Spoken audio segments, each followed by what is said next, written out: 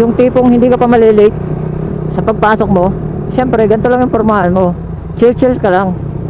Chill sa pagdadrive. Alam mo ba yung feeling ng nasa city drive ka lang?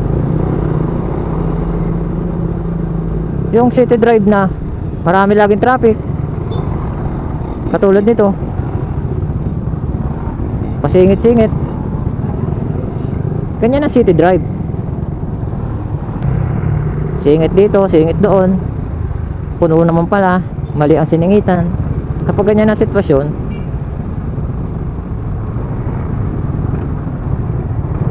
i-counterflow mo na yan. O, di ba? Yung counterflow na sinasabi, bawal yon, guys. Alam niyo ba yung feeling na sobrang init na,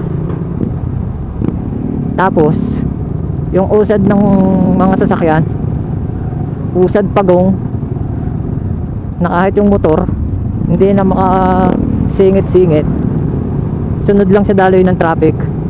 Grabe yan, boy.